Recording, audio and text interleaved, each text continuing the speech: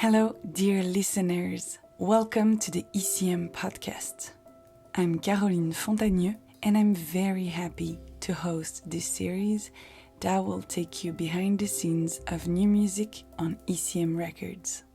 In this second episode, I'm meeting pianist, bandleader, and composer Shai Maestro, who is releasing his second album on ECM, where he's taking the music forward while also respecting its sense of tradition.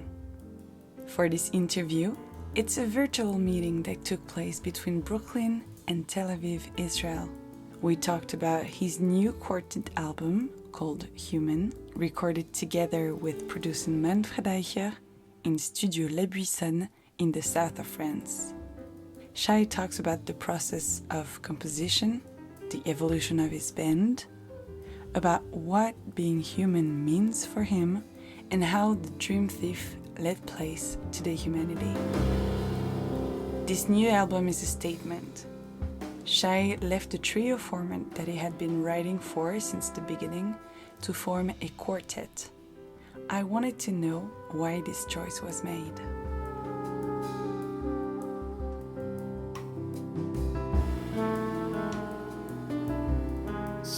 So, the decision to add another member to the trio started like a long time ago.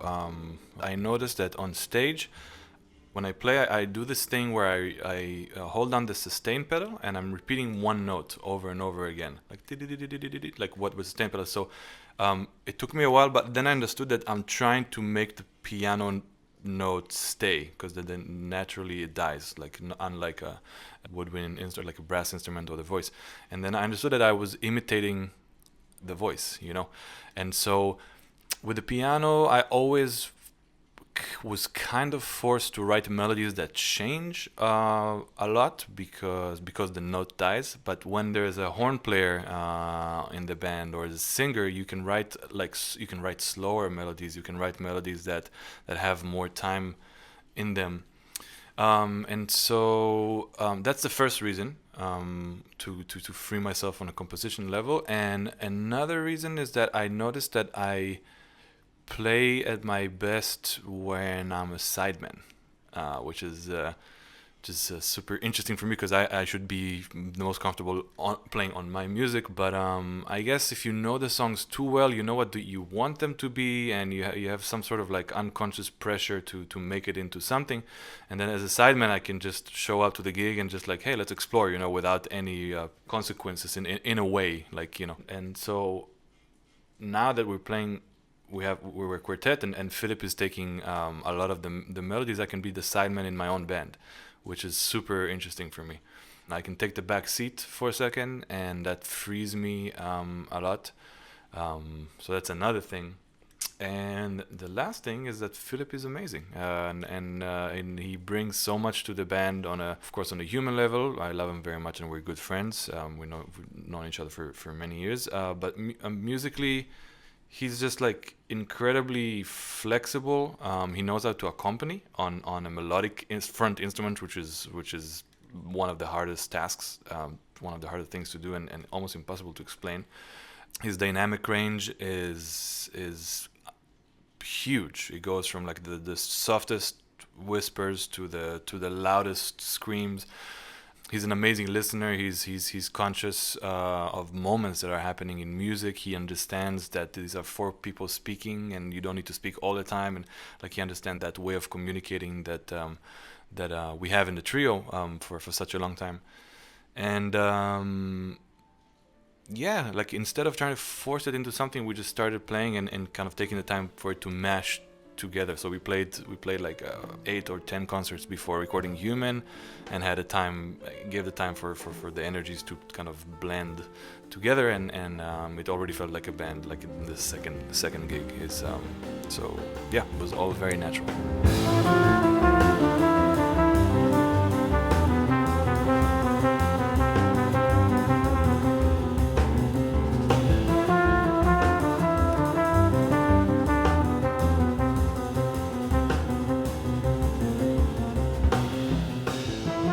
So how was the music written?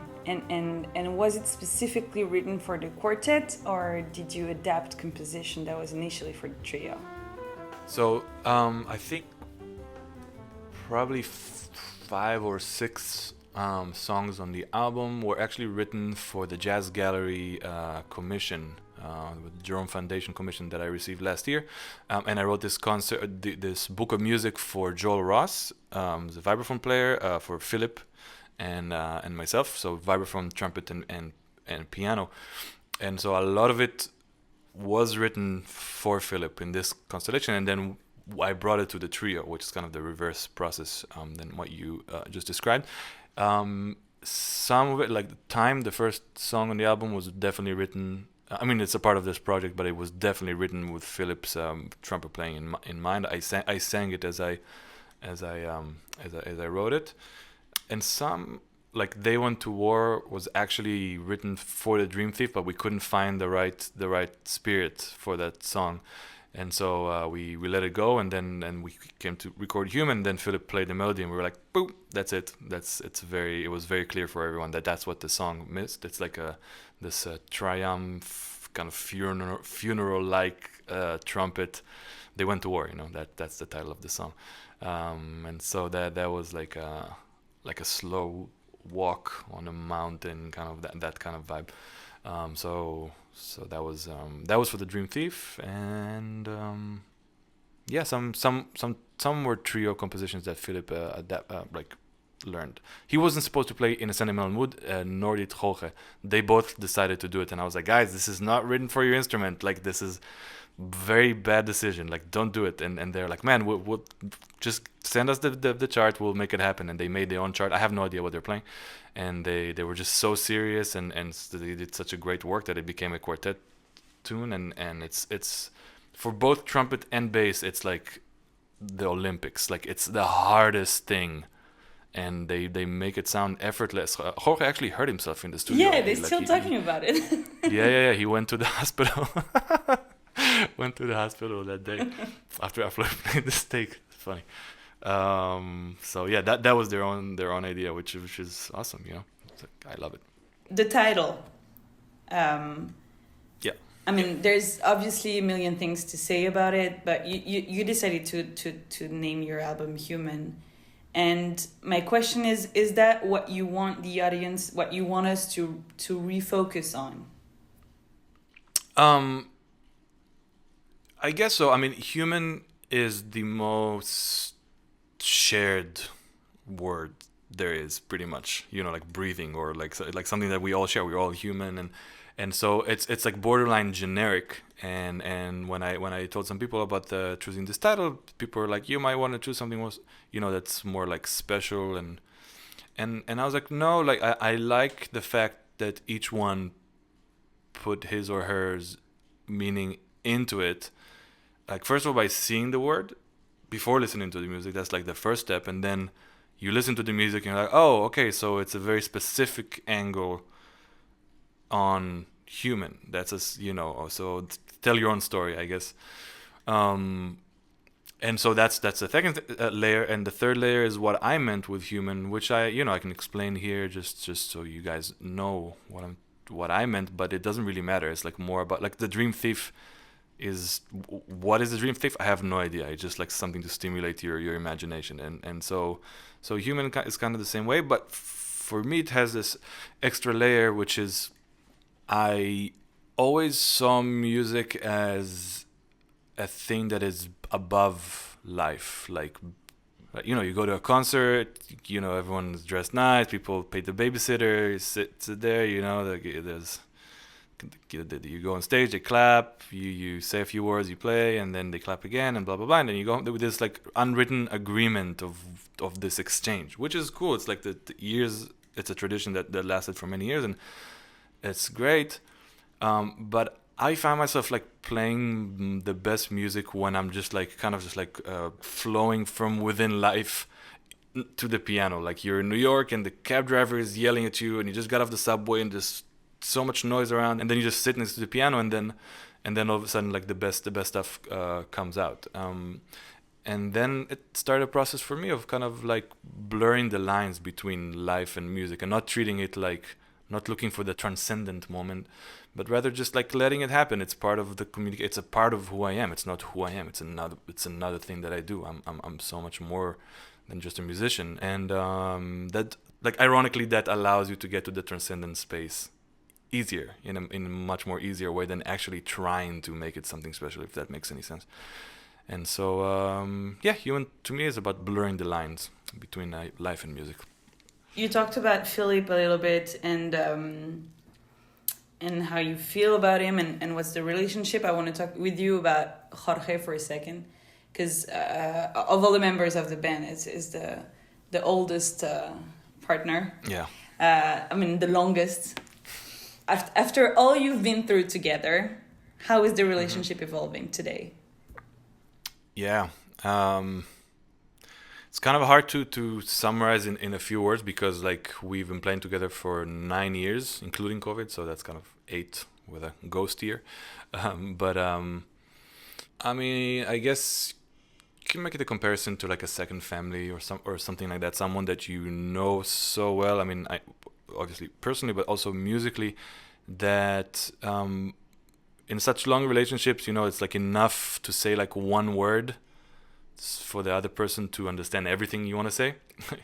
You don't actually have to say, you don't have to explain yourself, and it's kind of, there's a natural flow. You just like maybe like it's physical gesture or something that is so subtle that no one else will notice it, but like the person next to you will be like, oh yeah, I got it, I know what you're talking about, and he or she doesn't need to tell you anything. Like, it's this unspoken understanding.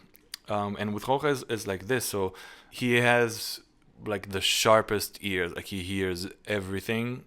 He's one of the most sensitive musicians I know. Like, you play like this super dense voice with like 9 or 10 notes in it, like a mud thing, and there will be like one note that is a twist that's not the original, and he will pick up on it, And at first, our communication was kind of like, oh yeah, I got it. He will play that note, but now it's kind of like he knows that it's there. I know that he knows it's there. He doesn't need to play this note anymore, and so the music just kind of has this like little hurdle, this little like whoop, and then you move on. And how do you explain that to the audience? Like, how do you can't, and it's just years of experience, nuances of time. Are we in triplet world? Are we in 16 note world? Are we? Like, you've gone through so many places together, and the smallest cue is enough to like, okay, I see what's gonna happen in the next 7 minutes. It's gonna be like a super long build up, like, and we're both like, oh yeah, we're locked on it, and that's it. And I mean, I can continue. It's just so deep and so wide, but it's basically, it's just like very deep acquaintance with each other.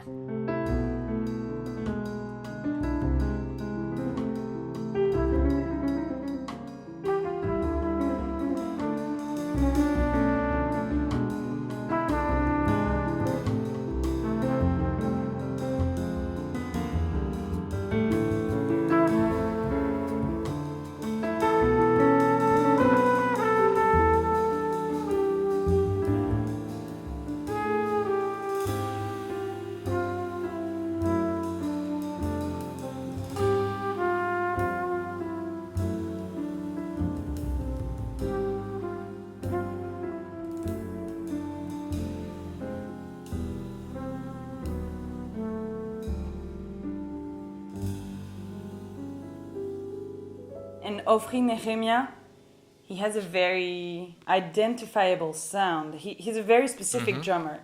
He has a tension and a delicacy that are very identifiable. Tell me about it.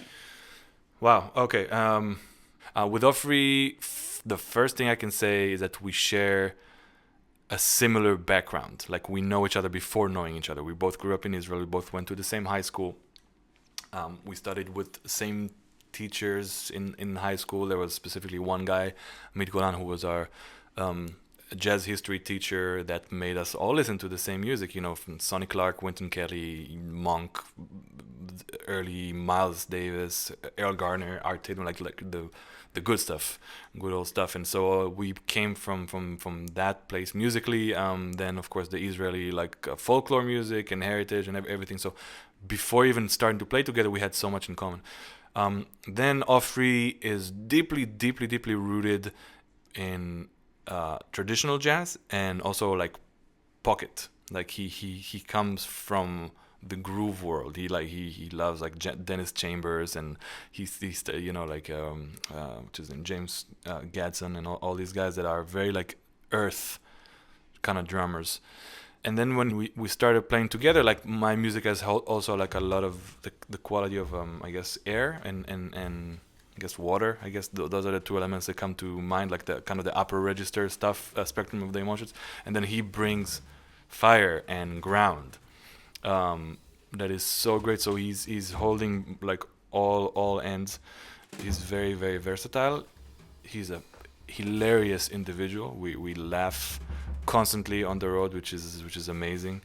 Like 4 a.m, wake up calls. Everyone is dead tired, and then he's cracking jokes, and it's just super fun. Just a really, really fun band to be on the road with and to play and to make music with. And so I'm just very lucky.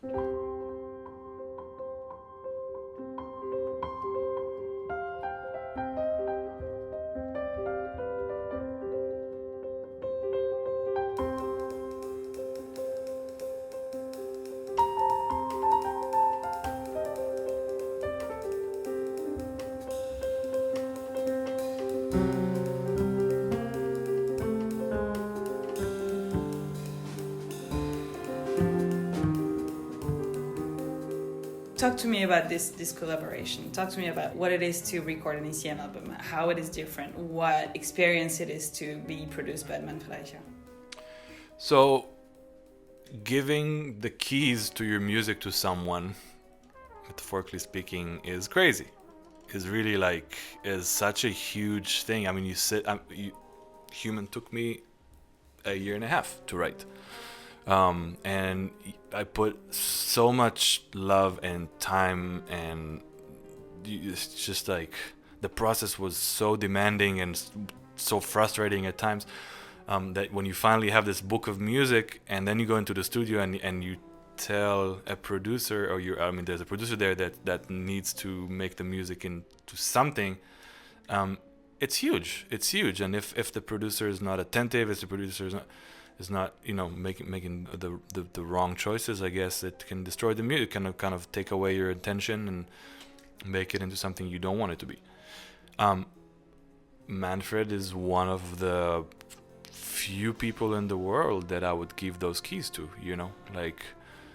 first of all, working with him for 2 albums, that's like the most direct and like kind of first-hand information or experience that I have. But also knowing the history, knowing the discography, like the amount of records that this person produced, and throughout the years, the people that he worked with, like my heroes, makes you trust him, and like beyond just the stuff that he had shown you in your joint work in the studio. And he listens for a living. It's crazy. It's a crazy profession. I was like, wow. What? That's what you do for a living? You listen? It's like, yeah, he's a listener. And he knows how, like, when to insist on something being better, and he knows when to say, like, hey, we got what we wanted. Like, we played the first take of something in the morning, first thing in the morning. I forget what song it was, and it was like, cool, yeah, play a little bit more. We're not going to record you guys. Just like, massage the song a little bit. And we're like, oh, okay. So, like, getting comfortable, and then, like, third round you start to kind of like vibe a little bit in it, and this that's when you find like the beyond stuff, and then he would listen, and then he would like quietly tell the recording engineer, like, okay, hit record, they're ready, and then like, all right guys, do a take, and then we do a take, and then he was like, come to listen, and then you go to listen, like all these like choices that are very subtle, like when he'd tell you to come and listen, like what you make out of these few minutes sitting and listening to the music in the room with him. He doesn't even have to say anything, but like just listening. I remember having like a similar experience with Mark Turner. Like him, we played a show in the Jazz Gallery, I think, and I took a solo. He was just standing on the side of the stage just listening, but just knowing that this guy is there made me play better, you know what I mean? And so I don't know what is conscious on what is not conscious on Manfred's side, but like for me the experience is amazing, and you learn to let go of like a lot of like quote unquote imperfections, I guess, thing that you would obsess over usually, and then like you see Manfred just like reacting to the natural flow of things and to the honesty and the authenticity of things, and you're like, oh, okay, so I missed a note, so what? Like the take is there, and it's a very very liberating experience. And yeah, I'm just like looking forward to the next one. Already started writing new music. Let's see where that takes me.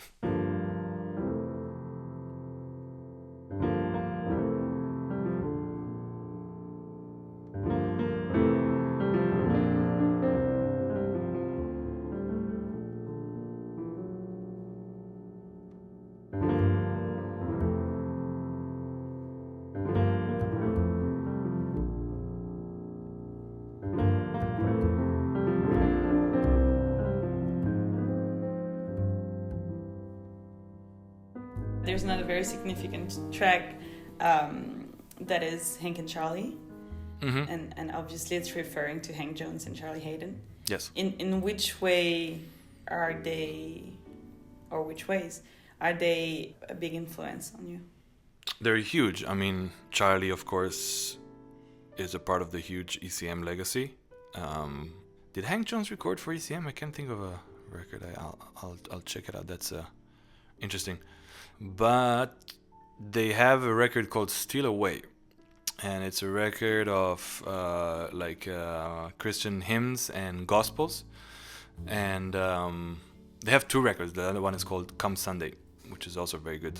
But Steal Away has been on repeat for many years, actually. Like, you know, we all have our few albums that we're just like, they're constantly in the playlist, and it's such a mature record. Like, that's the thing that hits me every time. It's like listening to two old wise men speaking, you know, like people who've seen it all, and they can talk in a very quiet and relaxed way, just giving the melody its deserved respect and the time that it needs to develop. And then like when they play the solo, Charlie is like referring to the melody, constantly playing super slow, just like these beautiful low register melodies. Hank is royalty for me. Like, he was always like in a suit. Like, every time you saw him, he was wearing a suit. He's like a true classy gentleman.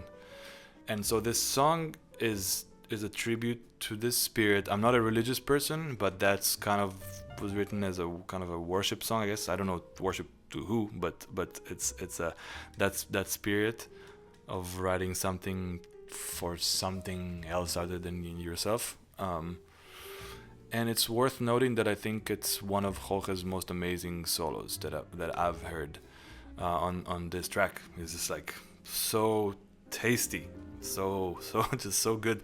It's short. It's like like 30 seconds, and it's perfect. It's really, he outdid himself. He outdoes himself many times, but that was one of the best moments I can recall.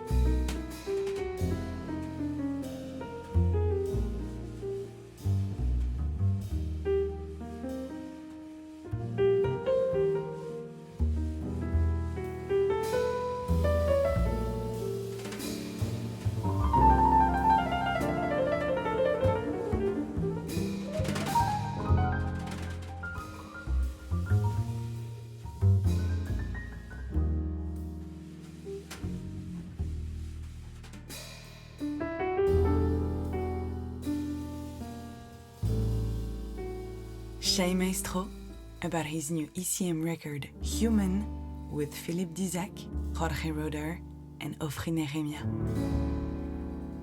Thank you for joining, choosing, and listening to our ECM podcast. I'm Caroline Fontagneux, and I look forward to sharing more music with you in the next episode.